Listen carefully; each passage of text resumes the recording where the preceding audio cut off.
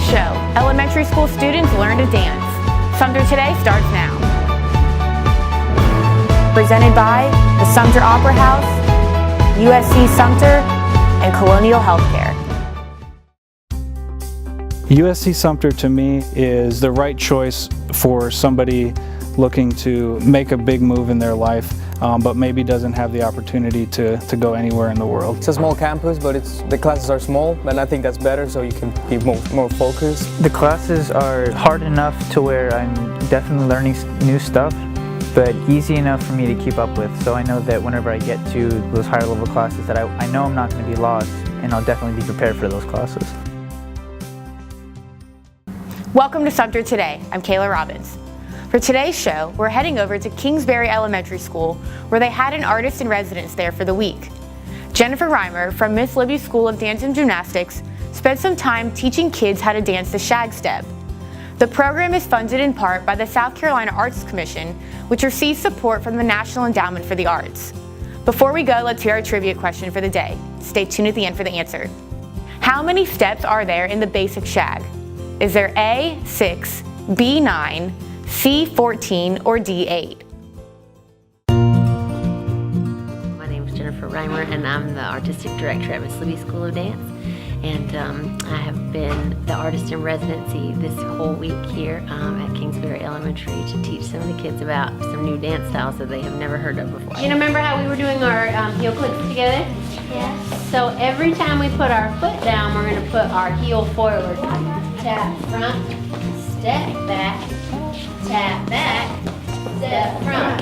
Yeah? Today we reviewed some of our shag steps that we've been learning. So we talked about the open hold, close hold. We've been going over the basic triple steps, and today we started the Charleston step from the 1920s. So we've had a really good time with that. This has been so fun because there's so many guys taking class. You know, we don't have that many guy dancers, and they have just been fearless and wanting to try new things, and I really applaud that. I was telling Miss Blassingale earlier, I'm not going to try to sing because I'm afraid, and these kids are not afraid of anything, so it's been really neat to try that. This is also a partner dance, and so it's been interesting to see people trying to hold hands and not get the cooties and try to still dance together. So that's probably been the most interesting part, is that when I teach at the studio, everyone's on their own. It's very individual, and any kind of partner dancing like this, you really rely heavily on your partner. So it's been interesting to see third graders take the lead and really depend on each other. I feel like the Shag originally initiated here in South Carolina, but it's taken so much from the Lindy Hop that kind of came out of the swing side in New York City, and the Big Apple. And so there was even a club in Columbia at the time called the Big Apple.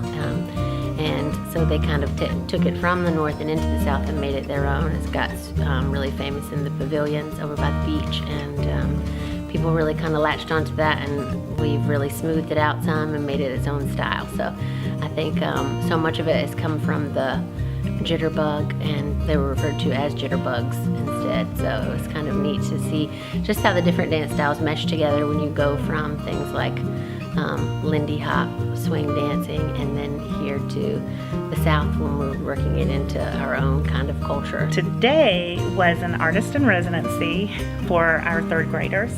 The artist in residency is sponsored by an arts and education grant that is partly funded by the South Carolina Arts Commission, and we sought this grant through the Arts and Basic Curriculum Project. 3 years ago, we wrote a grant seeking $15,000 so that we could integrate the arts into our curriculum.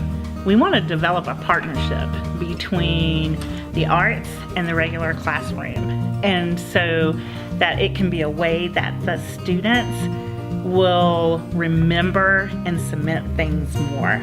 For example, if they're studying something in science and we can relate that to art or music, they can remember it better.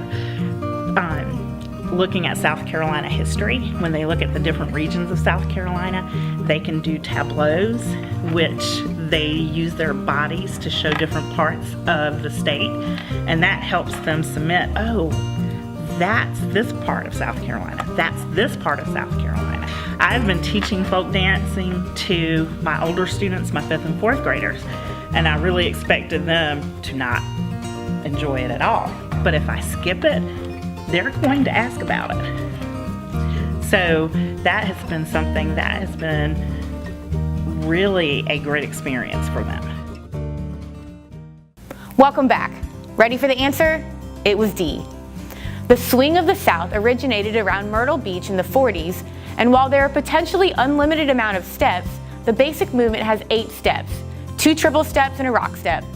That's it for today's show. Tune in tomorrow to watch an episode about the Sumter Rotary Club's Farm to Table fundraiser. From the Sumter Item, I'm Kayla Robbins. We'll see you tomorrow.